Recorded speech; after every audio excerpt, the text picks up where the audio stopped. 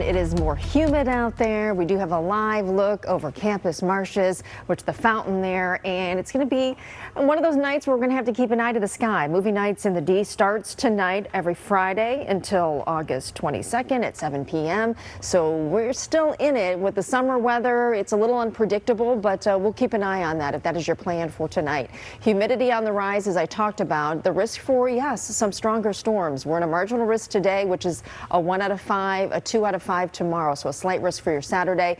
The main threat, first and foremost, flooding downpours, and then could get some damaging wind gusts with any of the strongest storms if they develop. So we've been watching weakening clusters of showers and storms, a couple holding together as they're moving west to east. You can see some lightning strikes just moving into northern Livingston County, near and north of Howell, moving through Fowlerville. There's a lightning strike there. This is pushing off to the east, some heavy downpours, as I mentioned, with the environment we have in place.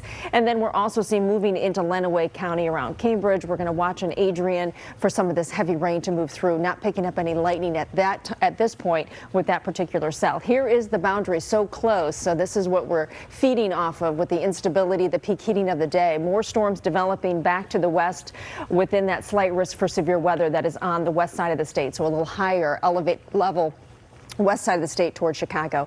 82 degrees in Detroit, 81 in Mount Clemens. It is 79 in Port Sanilac, and the smaller number, the dew points are up from yesterday. So we're in the upper 60s to low 70s.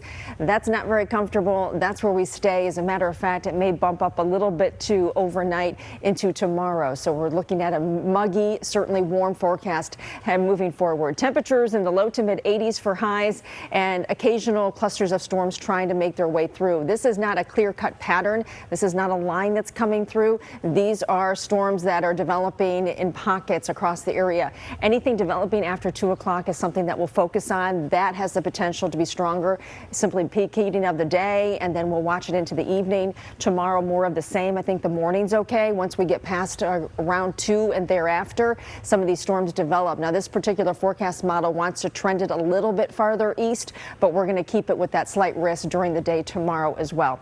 Again, the timing for anything strong about 2 to 10 on each given day. Sunday, we're also including the chance for a few storms, and then dry on Monday and Tuesday. It stays hot, though. Temperatures in the upper 80s to near 90.